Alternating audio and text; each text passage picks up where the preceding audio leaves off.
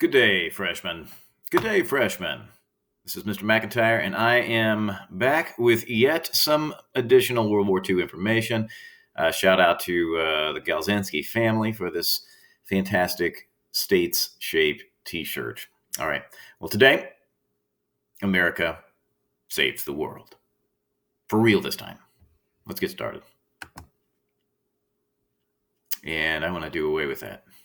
Makes me nervous.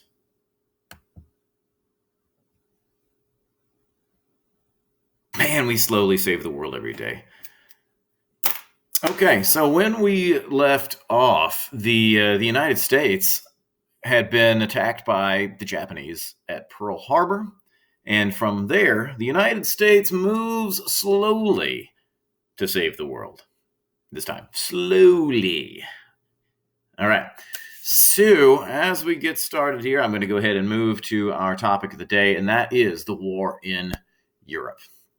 All right, the image that you're looking at, just so that you can be in the spot, this was taken in 1945 in a place called Yalta, one of the major conferences where these three guys, known as the Big Three, gathered. You've got on the left Winston Churchill, in the middle Franklin Roosevelt, and on the right Joseph Stalin. All right, here we go.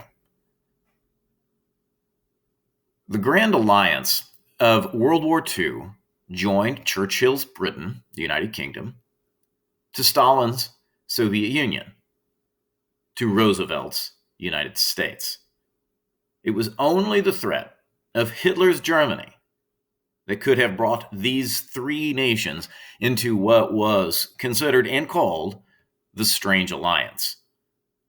Churchill wanted to, what he called, close the ring around Hitler's Fortress Europe, a strategy that would place the brunt of the Nazi blitz upon Stalin's 8 million man Red Army, while the Brits and Americans began to sweep up the periphery in relative safety.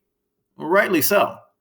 The Russians expected their allies to open up a second front in Western Europe to ease the pounding pressure that took place on the Eastern Front from Leningrad to Stalingrad in what was known as Operation Barbarossa, an aggressive assault by the Nazis on the Soviet front. And they were underwhelmed by the efforts of their allies and the effects of Operation Torch. By 1944, though, America's war machine was fully mobilized. General Dwight D. Eisenhower was in command of the Allied Expeditionary Force, and the supreme American military act of the European theater, Operation Overlord, was about to be unleashed. Okay.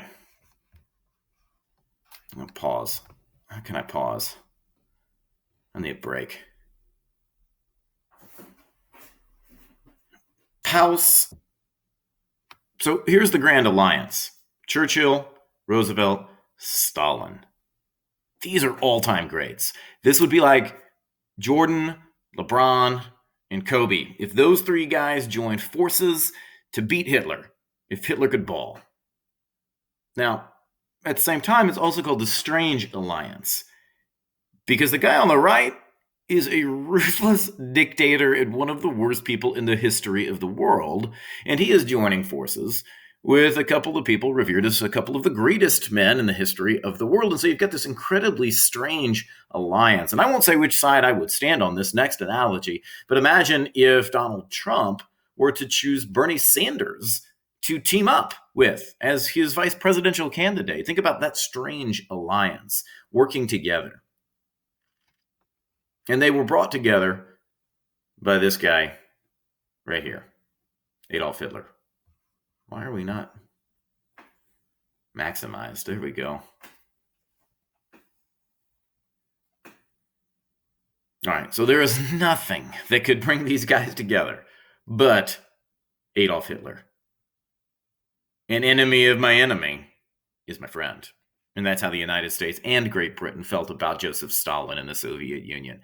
He is an enemy of Hitler. got to be my friend. Okay, so let's take a look at Europe real quickly. So imagine this.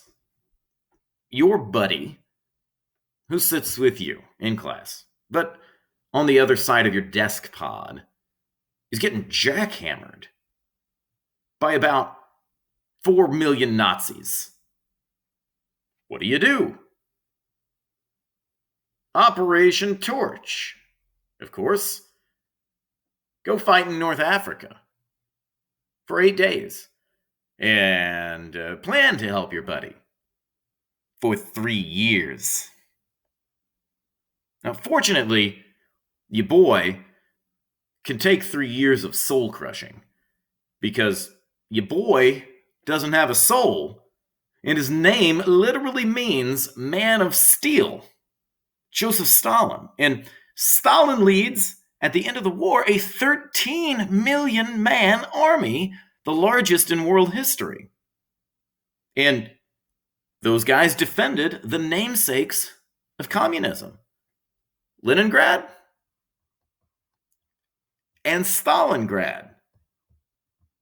So, in recap, the United States and Britain planned to help from June 1941 to June 1944. 3 years of leaving the Nazis and the Soviets to fight it out together.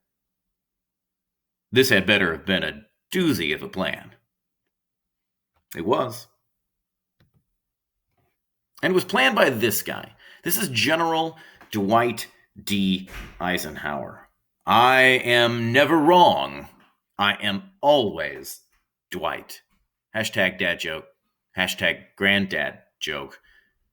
Hashtag grandpa and grandma live in the White House. Hashtag that means the guy on the left did something pretty good right here if he ultimately was grandpa in the White House. That's Mamie, by the way. That's Mamie Eisenhower right there for all you young men who are interested.